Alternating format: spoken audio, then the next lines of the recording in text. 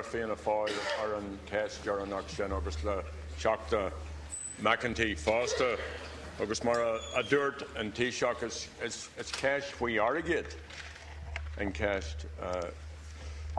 So I want to raise with you again, if I may, given that you've explained that this question of medical aid to these two citizens is a question of money. I want to ask you again to support the proposal for a European debt conference. Now, the Taoiseach has said that this initiative has merit. And yesterday, you may recall, I asked you to reflect overnight on the proposal.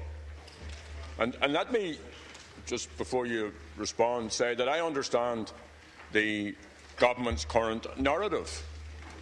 It's all about the next election, and I'm sure that all of the front bench will be making a super-duper effort to get on message and to avoid the serial debacles and controversies of last year. So when they run into the election, government speak will all be about how the sacrifice of our people is now being rewarded, that recovery is underway, that it's fragile, that not everyone is feeling the benefits yet. But leave it to our two heroes, Enda and Joan, and it'll be all right on the night. Now, there's a different narrative, another narrative, and it is that a third of our children are living in constant poverty, that inequality is rife, that 500,000 taxpayers have been forced to emigrate, that public money that should have been used to tackle the crisis in our hospitals, to rebuild public services, to house our citizens, to stimulate the economy and to create jobs, has been used instead to repay private bank debt. And this unsustainable debt burden has been forced upon our people, and it's the single biggest cause of our economic misery. Now, Taoiseach, it's not just an Irish problem, it is a European problem. It needs a European solution. There's nothing at all to lose if you endorse a European debt conference. In fact, it makes sense. There can only be gains. According to a Labour representative last night, the Taoiseach still believes that the proposal has merit. So will you raise this issue in your meetings next week with President Tusk and Juncker? Margaret, Taoiseach. Well, Taoiseach an tachta an freagrach mir an tachta Martin faoi níomháin an chostas atá gceist ag an leias seo. Ach na díospóireachtaí bhí siúil idir an cóla leias agus an cólacht agus sa súlam go dtiocfaidh siad le réiteach a chur ar fáil I dros gomach an leias léfáil ag na daoine atá gceist. You mentioned about the situation in Greece and the issue of a debt conference. I'd remind Deputy Adams in the House that after the first cabinet meeting of the new government of Greece, the Prime Minister issued a statement saying that Greece would not default. That's not in keeping with your philosophy, I understand.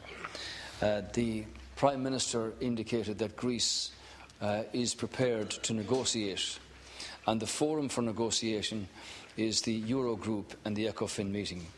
That's where Minister Noonan, over the last number of years, and further at the European Council, have been able to negotiate and renegotiate 50 billion in respect of Ireland over the next 10 years. And that's the place where the question of debt is discussed, dealt with and can be changed. I'd remind you that in the case of Ireland here, less than 10% of the interest that we pay is in regard to bank debt, and the remainder is in respect of monies that are borrowed on the open market. So I'd suggest, Deputy Adams, that I've written to the Prime Minister in Greece. I wished him and his government well in the challenge that they face. I'm glad to hear him say that Greece will not default.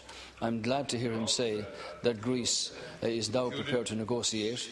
And for our part, for the last number of years, we have a record of being able to prove that negotiation can work in the interests of the debt position in our country, which was handed to us by the catastrophic situation a number of years ago. I've already said to the Prime Minister in Greece that we will work with him and with his government. The President, Mr. Dijsselbloem, goes to Athens on Friday, and obviously the engagement is starting with the new government of Greece. I hope that it's possible that through negotiations that they will be able to arrive at a position that's sustainable for them for the future. In the last 3.5 years, this country has moved to a point where we're much safer ground than we were. But our recovery, as I've said, is incomplete and fragile. You have pointed out your way of doing things. You don't want any money returned from AIB for the taxpayer. You don't want anything to do with Europe. And you don't want anything to do with recapitalisation. So, at the same time that you're abolishing USC, water contributions, development charges and everything else, it's a land of fantasy in terms of the people of the country for your economic programme. So, in respect of the debt position and the debt conference, I'm glad to hear the Greek Prime Minister speak out that his country will not default and that they're quite prepared to negotiate within the proper forums and the European institutions to achieve clarity and a future for their people. Thank you. Deputy Jerry Adams. I'm still troubled that, by being a bit naive when I come in here, That I put what I think is a reasoned question to you, and you just not only don't answer it, but you put words in my mouth that I never said. Let's recall what Sinn Féin said about debt. Sovereign debt has to be paid, but it should be separated out from private banking debt. Private banking debt should not be paid. That's not our debt. And you talked about negotiations. And this debt conference is to provide a European-wide forum, a conference for negotiating to relieve the burden from citizens of the debt that has been forced upon them. Now, when you go to Davos, how did you explain this debt? You said Paddy went mad. There it is. Paddy went mad. An intellectual statement, a presse in brief of what happened here. But you know that the economic and financial debt and the crisis. Can you ask Visual Mordo oil, please? Yeah, I can manage that. Yeah. Yeah, please wait. No, sorry. Excuse me. We should be able to hear each other in here now. Deputy Adams. Yeah.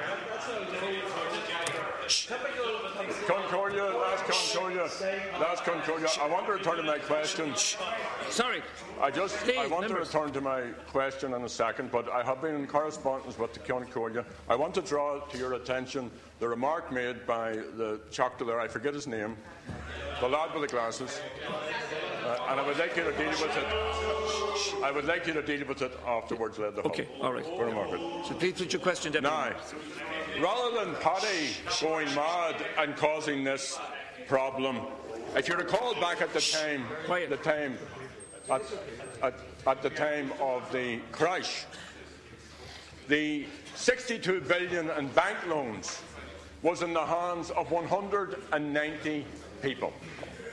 Half the Irish loan book in Anglo-Irish Bank was held by just 20 individuals. The small elite, the small golden circle. But you forced Paddy and Patricia to pay for this private bankers' greed. Our suggestions about burden sharing, about separating out private banking debt from sovereign debt, you rejected it. It's now EU policy. You said earlier in response to the question from Dr. Martin, agus dúirtu Irish in Yelga, dúirtu nach Roche Wheelais. Fiche we arrogate. So why should Irish citizens have to suffer deprivations, inequality, forced emigration, poverty and the denial of their rights to pay for the greed of this small group in a golden circle? You've also had the option, and we have asked you to do this numerous times, to formally apply for retrospective recapitalisation of the AIB and the Bank of Ireland. You've not done it. You haven't asked. And I can tell you this, Taoiseach, the people that I talk to and talk to me don't understand why you refuse to pursue options that will make our debt sustainable and fair. So could you please outline to the Dáil, and for any citizens who may be listening to you, any logical reason behind your rejection of the proposal for a European debt conference? And let's not talk about Greece. Let's talk about here. You're the Taoiseach here. Let's talk about here and the debt that's been forced upon people here, and how a debt conference could be a forum for relieving that burden. Thank you, Taoiseach. Well, let's talk about here. One thing you're not, Deputy Adams, you are not naive. All the people listening know that Deputy Adams is not naive. So don't understate your own experience, put it that way. Now, you say you want a debt conference to have a forum to discuss debt.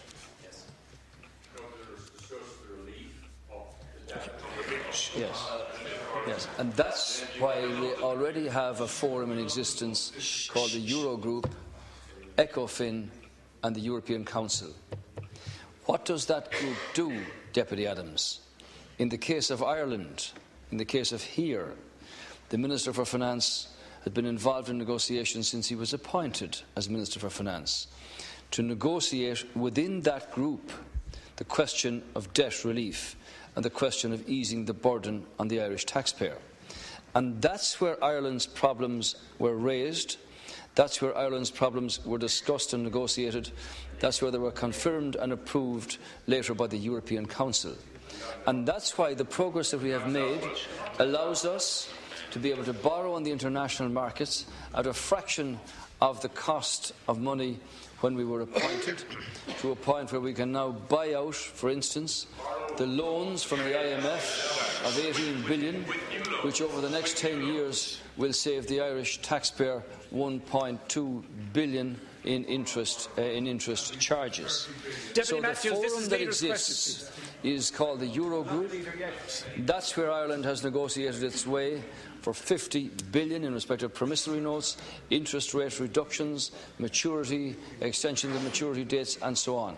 And I'm glad, as I say, that the Prime Minister of Greece, newly elected, is prepared to negotiate his country's debt relief situation within that group and with those institutions. I'd say, as Minister of Finance pointed out on many occasions now, we expect to get back every euro that the Irish taxpayer put in since this government was appointed into the banks over the period ahead. And that's what negotiation is about, and that's what a growing economy is about, and that's what you don't want to do, because you want AIB retained as a nationalised bank owned by the state. You don't want to get back for the taxpayer the monies that were put in the restructuring of that bank. You're not naive enough not to understand that, Deputy.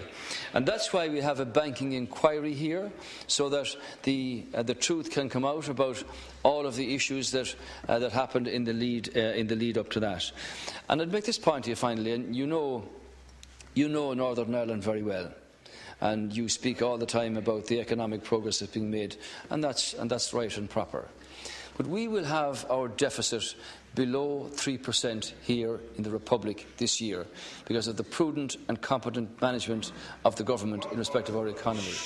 The deficit in Northern Ireland is 33% at the moment, and you proclaim that to be one of the things that we can live with. So,